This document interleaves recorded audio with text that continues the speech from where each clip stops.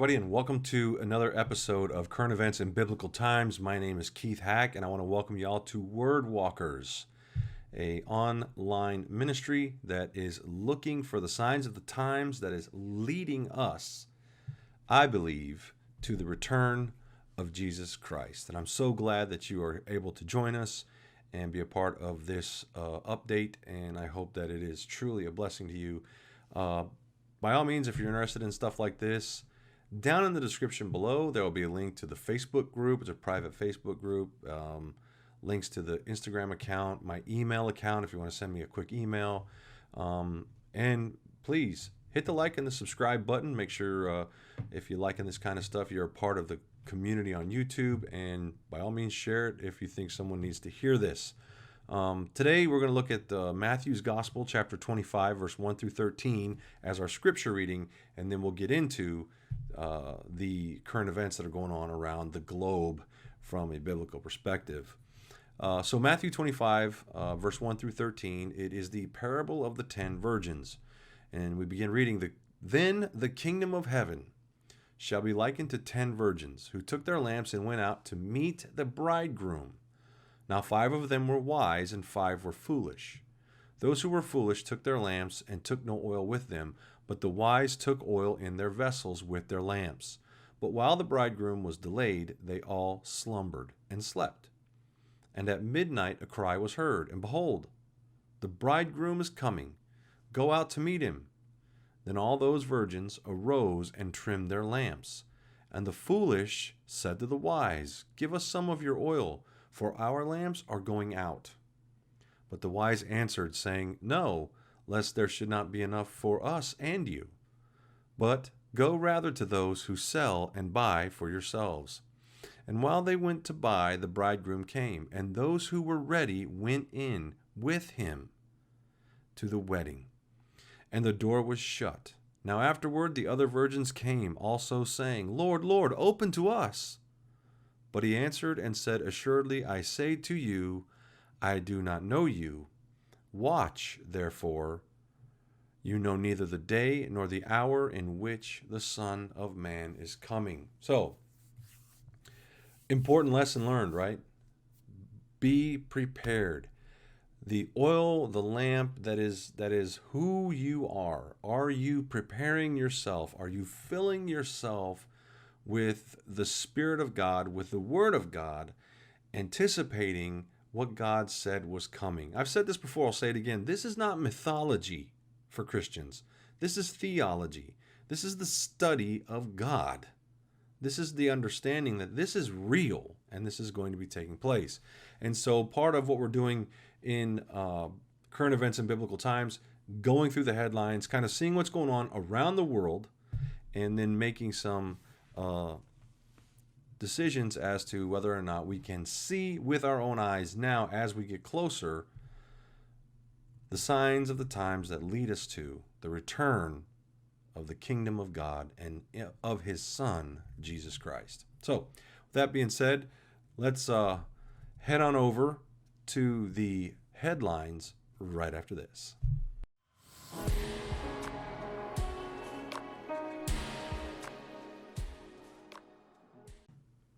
All right, gang, here we are in the headlines, and we're going to start again with some more governments falling, more government collapses. Italy, if you remember in the last video, we talked about Italy. They had a vote, and they were able to elect I guess it's the prime minister? Yeah, prime minister, and Prime Minister Conte. And the next day after he was voted in, he stepped down. And they had a collapse. And here's an article from the New York Times. Article headline, After Government Falls, Italy Must Navigate Pandemic on Cruise Control. The country is no stranger to political chaos, but it now faces the unsettling prospect of going rudderless during the coronavirus. In Rome, the Italian prime minister resigned on Tuesday and triggered the collapse of the government. This sort of thing happens all the time in Italy, but the return to a familiar state of political instability has never happened in the midst of a pandemic that has seared the country so deeply. Now, one of the things you got to understand with globalists, they're going to use this pandemic till they're blue in the face. Okay, so just get used to this. It's going to be the cause of everything, which is going to usher in the next, the what they're calling the fourth industrial revolution, which is talked about in the World Economic Forum quite a bit in the form of the Great Reset, which not this last week, but the week before last was the annual meeting in Davos, Switzerland, where they started the actual implementation of the Great Reset and the 2030 project. So that's Rome. So that's what's going on in Italy, and that's according to the New York Times. And then here, I wanted to go over this again because I was interested in why the government stepped down. And here's an article from the Conversation, dated January 16th. Russian government resignation. What's just happened and what's in store for Putin beyond 2024? Now, down here where I highlighted it blue, this is what's interesting, because to me, this sounds like he was trying to implement a fair and just government. So the first bullet point in what he was trying to propose was this: international law should apply in Russia. I'll say that again. International law should apply in Russia, only if it does not contradict the Constitution or restrict people's rights and freedoms. This, he said, was a question of sovereignty. Sovereignty. Not trying to be too political, but sovereignty comes with borders and rights and laws, and you have a sovereign right as an individual. He said was a question of sovereignty.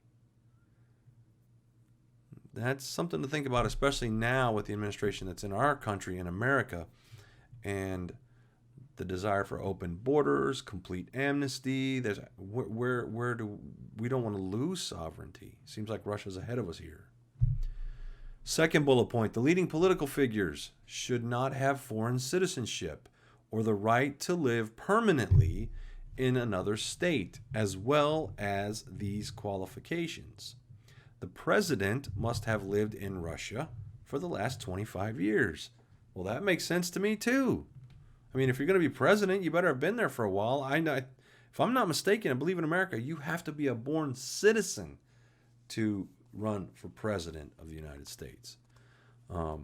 Because remember when Arnold Schwarzenegger ran for governor, but that was as far as he could go. Everyone wanted him to run for president, but he couldn't do it. He just couldn't do it because of his citizenship. The third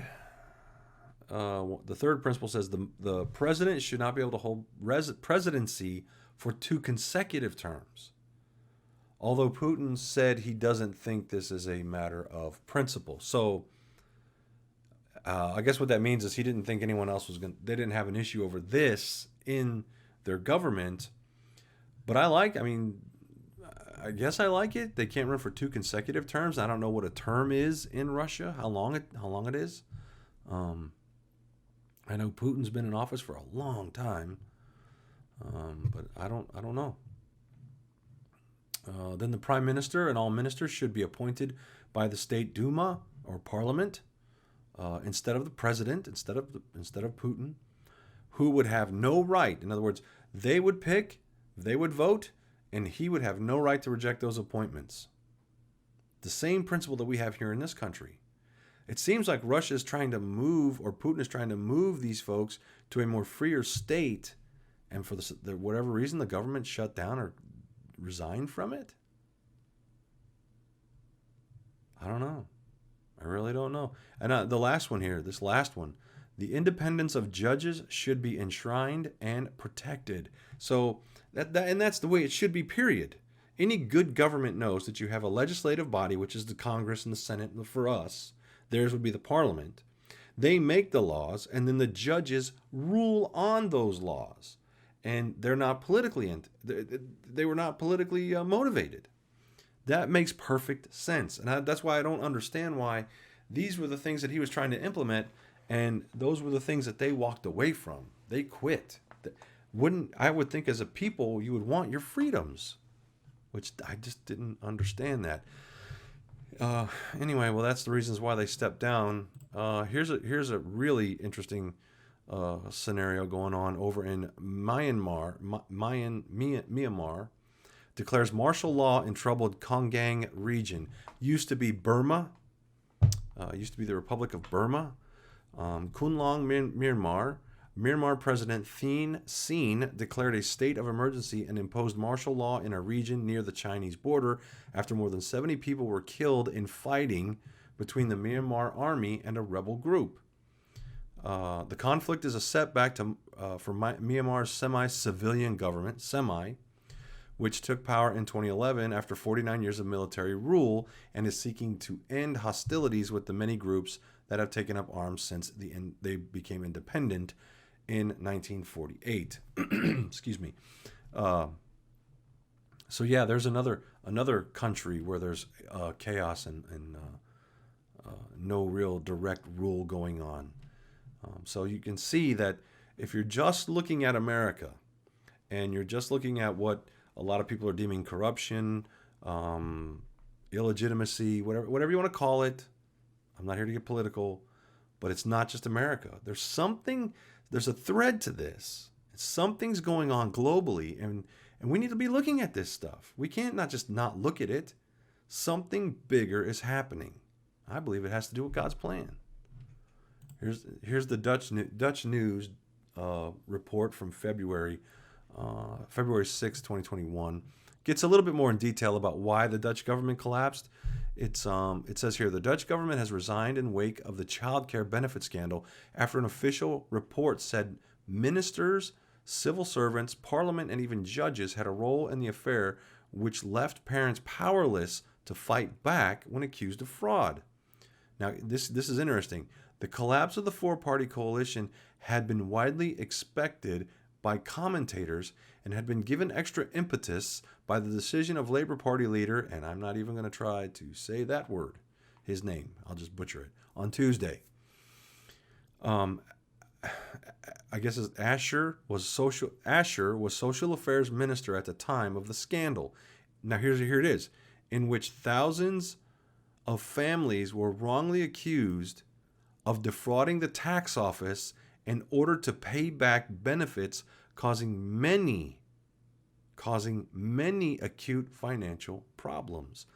The government calling tax fraud. So you see, now we have all these things going on globally. It's not just in America. Don't be foolish. This is huge, gang. The stuff that's going on around the world is crazy right now. Now, this to me bothers me because when the UAE, Bahrain, and Israel came to America, and I said, it doesn't matter. And I remember saying to you guys, it doesn't matter what political party, whether you like Trump or not, what you're watching was the signing was historic, was biblically historic.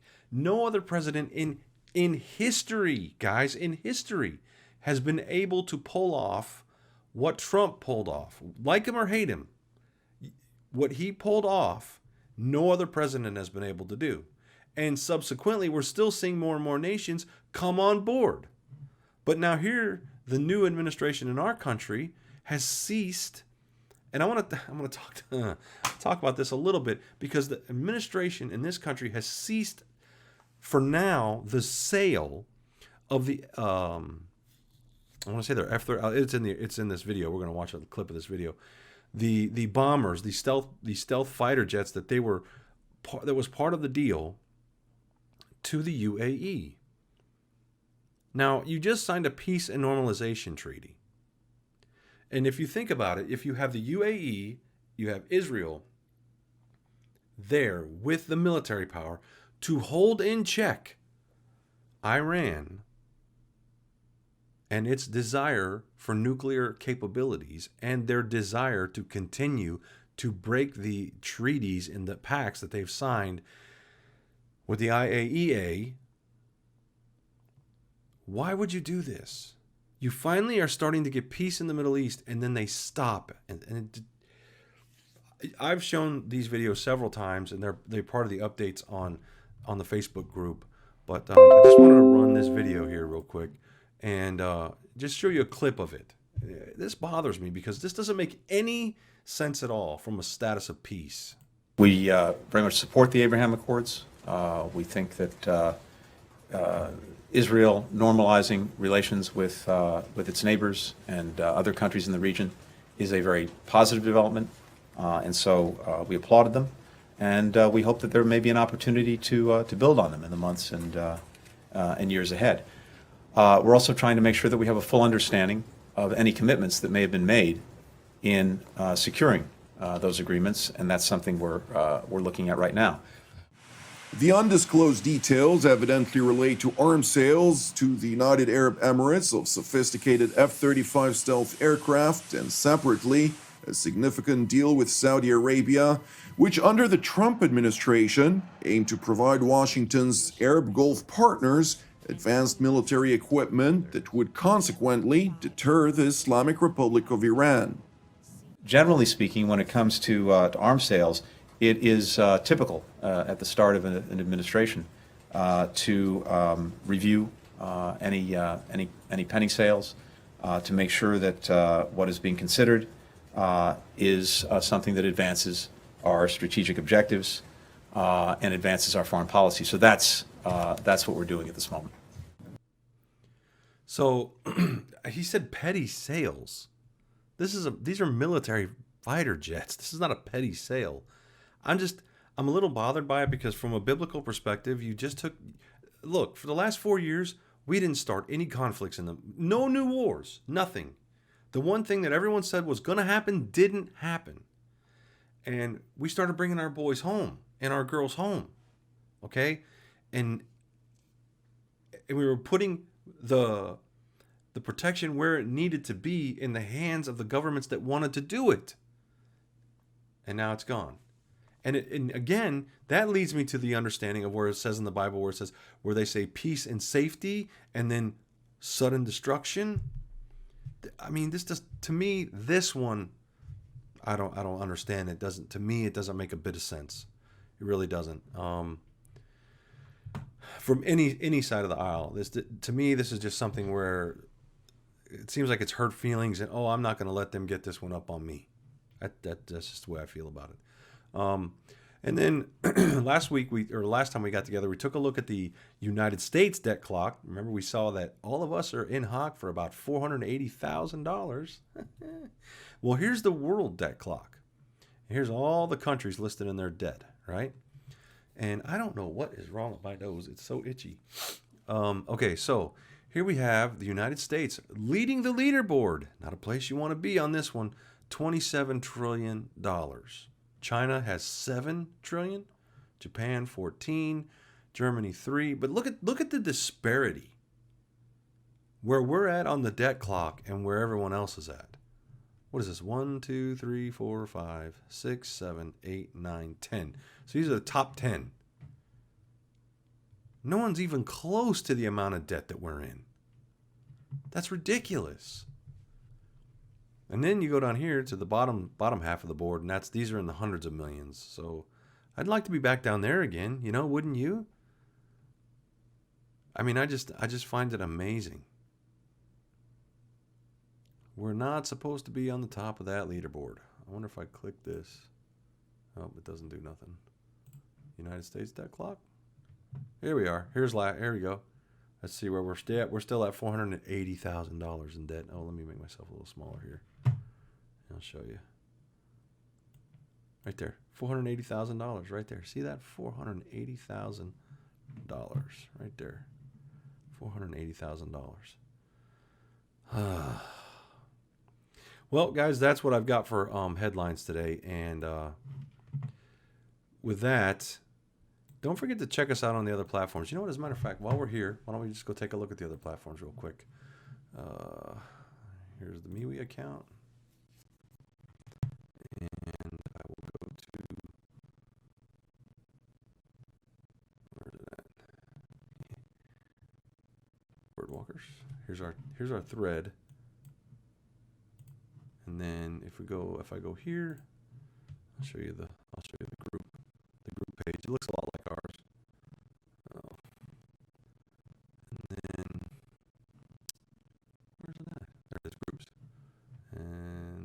to the Wordwalkers homepage, group page. And there it is. There's the group page. I list all the videos there that I've done. And there's a little chat going, but there's not a whole lot of people on it because everyone's over on Facebook. But that's the MeWe account. And let's see, I'll go to Facebook. And if you're wondering what browser I'm using, that's Brave. I've switched over to Brave. I don't use Google anymore. And then here, and boom, Wordwalkers. Make sure you check out the Facebook group. Make sure you check out the Facebook page. Oh, that's right. I can't do it on Brave. It won't let me. Anyway, with that being said, guys, I hope that you enjoyed the video. I hope that you saw the headlines as something that was interesting in topic. And hopefully next week we'll get into some other information, some new stuff. We'll definitely be diving more and more into the World Economic Forum as we continue on, and the Great Reset, and some of the things that happened in Davos 2 weeks ago to start the process of coming into a one world global market. Guys, everything that's going on, take care. Remember, keep looking up because you know he's coming. Until the next time we talk, guys, peace.